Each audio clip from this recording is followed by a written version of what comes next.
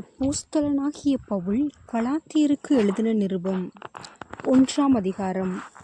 மனுஷராலும் அல்ல, மனுஷன் மூலமாயுமல்ல, இயேசு கிறிஸ்துவினாலும் அவரை மரித்தோரிலிருந்து எழுப்பின பிதாவாகிய தேவனாலும் அப்போஸ்தலராயிருக்கிற பவுலாகிய நானும் என்னுடனே கூட இருக்கிற சகோதரர் எல்லாரும் கலாத்திய நாட்டிலுள்ள சபைகளுக்கு எழுதுகிறதாவது: பிதாவாகிய தேவனாலும் நம்முடைய கர்த்தராகிய இயேசு கிறிஸ்துவினாலும் உங்களுக்கு கிருபையும் சமாதானமும் உண்டாவதாக.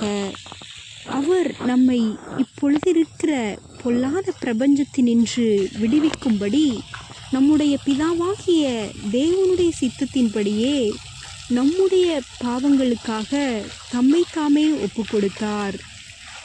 அவருக்கு என்றென்றைக்கும் உள்ள சதா காலங்களிலும் மகிமை உண்டாவதாக. ஆமேன். உங்களை கிறிஸ்துவின் கிருபையினாலே அழைத்தவரை நீங்கள் இவ்வளவு சீக்கிரமாய் விட்டு வேறொரு சுவிசேஷத்திற்கு திரும்புகிறதை பற்றி நான் ஆச்சரியப்படுகிறேன். வேறொரு சுவிசேஷம் இல்லையே. சிலர் உங்களை கலகப்படுத்தி கிறிஸ்துவினுடைய சுவிசேஷத்தை புரட்ட மனதாயிருக்கிறார்களே அல்லாமல் வேறல்ல. நாங்கள் உங்களுக்கு பிரசங்கித்த சுவிசேஷத்தை அல்லாமல் நாங்களாவது வானத்திலிருந்து வருகிற ஒரு தூதனாவது வேறொரு சுவிசேஷத்தை உங்களுக்கு பிரசங்கித்தால் அவன் சபிக்கப்பட்டவனாயிருக்க கடவன். முன் சொன்னது போல மறுபடியும் சொல்லுகிறேன், நீங்கள் ஏற்றுக்கொண்ட சுவிசேஷத்தை அல்லாமல் வேறொரு சுவிசேஷத்தை ஒருவன் உங்களுக்கு பிரசங்கித்தால் அவன் சபிக்கப்பட்டவனாயிருக்க கடவன். இப்பொழுது நான் மனுஷரையா தேவனையா யாரை நாடி போதிக்கிறேன்? மனுஷரையா பிரியப்படுத்த பார்க்கிறேன்? நான் இன்னும் மனுஷரை பிரியப்படுத்துகிறவனாயிருந்தால் நான் கிறிஸ்துவின் ஊழியக்காரன் அல்லவே. மேலும் சகோதரரே, என்னால் பிரசங்கிக்கப்பட்ட சுவிசேஷம் மனுஷருடைய யோசனையின் படியானதல்லவென்று உங்களுக்கு தெரிவிக்கிறேன். நான் அதை ஒரு மனுஷனால் பெற்றதுமில்லை, மனுஷனால் கற்றதுமில்லை. இயேசு கிறிஸ்துவே அதை எனக்கு வெளிப்படுத்தினார்.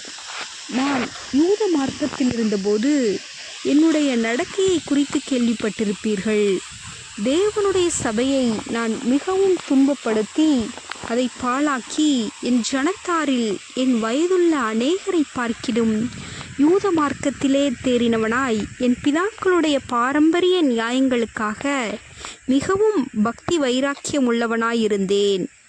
அப்படி இருந்தும் நான் என் தாயின் வயிற்றில் இருந்தது முதல் என்னை பிரித்தெடுத்து தம்முடைய கிருபையினால் அழைத்த தேவன் தம்முடைய குமாரனை நான் புறஜாதிகளிடத்தில் சுவிசேஷமாய் அறிவிக்கும் பொருட்டாக அவரை எனக்குள் வெளிப்படுத்த பிரியமாயிருந்தபோது உடனே நான் மாம்சத்தோடும் இரத்தத்தோடும் யோசனை பண்ணாமலும் எனக்கு முன்னே அப்போஸ்தலரானவர்களிடத்திலே எருசலேமுக்கு போகாமலும் அரபி தேசத்துக்கு புறப்பட்டு போய் மறுபடியும் தமஸ்கு ஊருக்கு திரும்பி வந்தேன்.